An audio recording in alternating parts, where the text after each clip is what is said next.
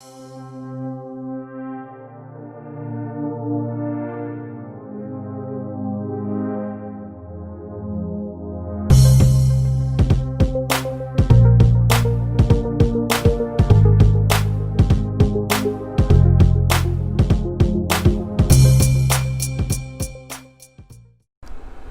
and welcome back to Redirecting. In the case of Breonna Taylor, some very interesting developments have come forward. Prosecutors offered a plea deal to her boyfriend. The plea deal required that the suspect name Breonna Taylor as a co-defendant. They wanted him to name her as a co-defendant. So we already know what this means. They're basically trying to get all of the attention off the fact that she lost her life, that her life was taken in the way that it was by officers. They're basically saying, well, we've got to smear her. So these are the people in charge, right? These are the people who are supposed to be honest. They're supposed to have integrity. Okay, these are the people that are praised in society.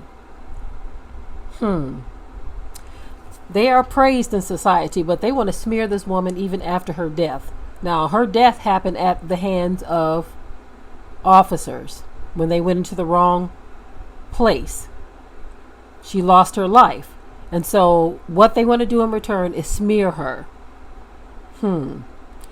This is an attack on this woman even in her death. And she's not here to defend herself, but they have no shame. Anyway, the article on NPR.org says a man charged with running a drug syndicate was offered a plea deal in July if he would name Breonna Taylor, the 26-year-old black woman who had been killed by police in her Louisville apartment, as a member of his alleged criminal gang, according to the man's attorney. The deal was one of several offered by prosecutors in the months after Taylor's death, all of which carried a penalty of 10 years and none of which were ultimately accepted. So this young man, he said, no, I'm not going to tarnish her name for a lesser sentence. So prosecutors, get this, prosecutors, people who are supposed to be fair and working within the law. So are you telling us then that the law makes it okay for officials to lie on someone? Now, many times when we talk about these things, we get gaslighted as if we are stirring the pot of racism. This is because we are expected to shut up and not talk about our grievances when something like this happens. Anyway, Taylor was shot on March 13th by a white Louisville police officer who had broken into her apartment at night using a no-knock warrant. Her death has led to a nationwide protest against police brutality. And the fact that people are upset and tired of this, you have those who still support the police and say that they didn't do anything wrong.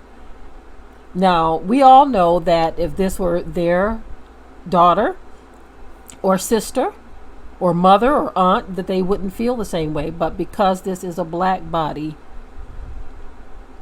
these people want to pretend like we don't know what we're talking about, that we're making a mountain out of a molehill. You see, the fact that they would even put a deal on the table like this, they're basically telling you that this is what they do all of the time. This is why innocent people have spent decades in prison, because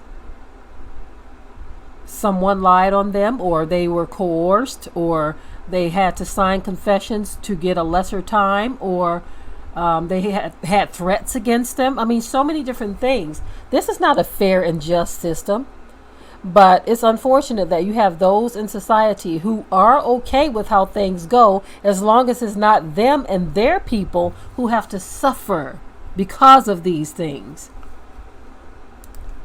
It gets really frustrating. I must say, it gets really frustrating. I understand all of this. When I speak on these things, I don't speak on them because I'm surprised. Some people say, what, you act like you're surprised? No, we're not surprised.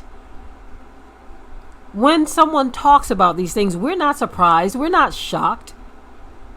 It's more frustration than anything, because you say to yourself, how could you do this? How could you try to get this man to lie on this young woman? She lost her life. She served her community as an EMT, and you want to smear her name with lies and pretend like everything within this system is fair and just.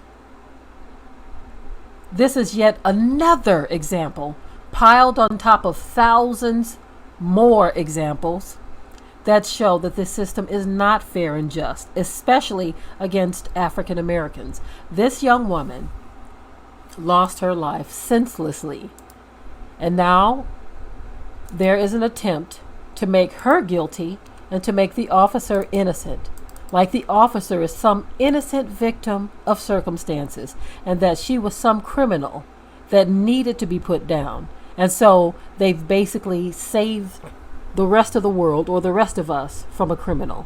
This is the narrative that they want to put in everyone's mind by trying to get this young man to say that, oh, she was a part of our criminal syndicate, that she was a drug dealer.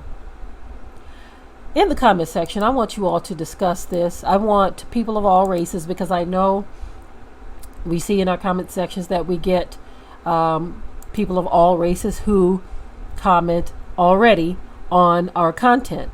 So I want you to be fair. Do you think this was okay?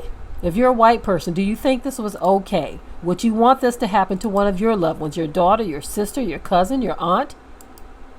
Or are you okay with this as long as it doesn't happen to your people, but it's happening to black people? Because that is the feeling we get whenever we have someone who comes on and says that we are the ones who are stirring the pot of racism when we discuss these things. That's like saying, I know what I've done to you, but don't you dare talk about it. May Breonna Taylor rest in peace. But again, this is the system that we have been forced to deal with for a very long time. While others gaslight us and pretend like we are just making things up, we don't know what we're talking about. We're making a mountain into a molehill. I'm sorry, making a molehill into a mountain, or that we are causing more trouble by talking about these things. See, it makes them uncomfortable. They don't like for us to talk about racial issues.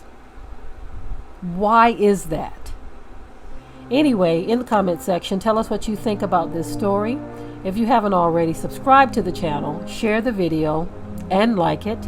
With that, I am out. Notified of new uploads on this channel, and also comment, share, like, and subscribe.